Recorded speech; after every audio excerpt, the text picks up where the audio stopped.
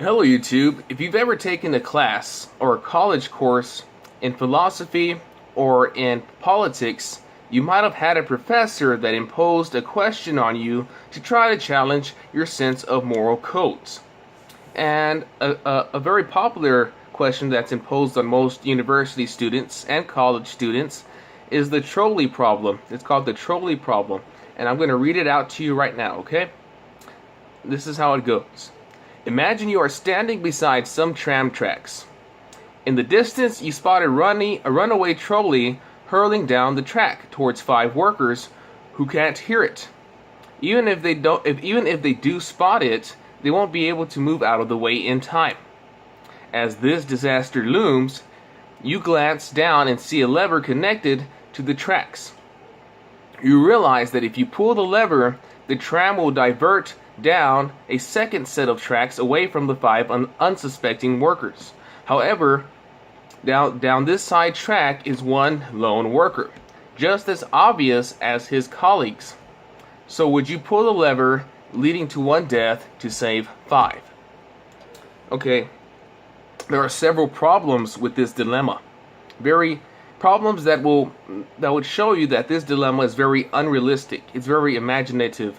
It doesn't have any basis in reality. Alright, so let's review this question again.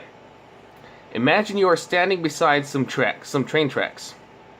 In the distance, you spot a runaway trolley hurling down the tracks towards 5 workers who cannot hear it coming. So why couldn't 5 workers hear a trolley coming down toward them? Why could they not hear it?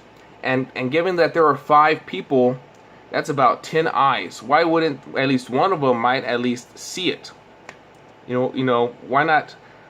There's a great possibility that they would hear it and that they would see it. All right, and we don't know the true outcome of that trolley coming down. We don't know what would happen. You'll see why furthermore. So even if they do spot it, they won't be able to move out of the way in time. How long does it take to move out of the way of a runaway trolley? If they don't have time to move out of the way, then how do you have enough time to pull the lever to change the direction of the trolley? How do you have enough time? If they don't even have enough time to move out of the way after seeing it, then how do you have enough time to pull the lever and change its direction? It's a very silly situation. As this disaster looms, you glance down and see a lever connected to the tracks. Oh, just coincidentally, you're right next to the lever. Everything is in your control because there are no outside influences coincidentally. You realize that if you pull the lever, the tram will be diverted down a second set of tracks away from the 5 unsuspecting workers. Supposedly unsuspecting.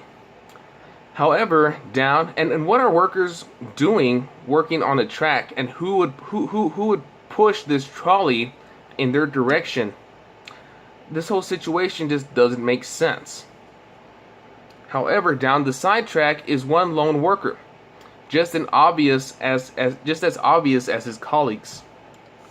So let me get this straight. There are 5 workers, right? 5 workers who have a good chance of seeing the trolley coming and moving out of the way, and one lone worker who's by himself on this. Maybe he knows that this side of the track of the trolley track is not used. This side of the trolley track is not used, and there's no reason for him to suspect a trolley to come. So perhaps he hears the trolley coming. Perhaps he hears the sound of it, and he sees it going in a certain direction. Or maybe he doesn't see it, but if he does hear it coming, and he's not going to look back because he automatically assumes that this trolley or this train or this track here that he's walking on is not used. It's not being used at all. And these other 5 workers, perhaps they do see it, or perhaps they will see it, and there's a greater chance that they will hear it or see it, at least one out of the 5 workers, and that they have a great opportunity to move out of the way. So what if you pull the lever, and this unsuspecting worker will get hit, but if you never pull the lever, these workers, these 5 workers, would have moved out of the way once it came close enough. Okay? So you end up killing the one person without a reason, because he wasn't suspecting it, and these other workers were, because they knew that it was in operation. I mean, it's a very silly question, and it's very unrealistic, very imaginative. I mean, it goes beyond reality to try to prove a stupid point, and that's the idea that morality, that some morals are have gray areas, so-called gray areas.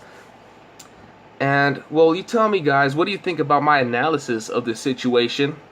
And tell me all about it. Tell me what you think. You think it's an illogical situation that's unrealistic? Or does it actually prove a point? So, yeah, you guys have a blessed day.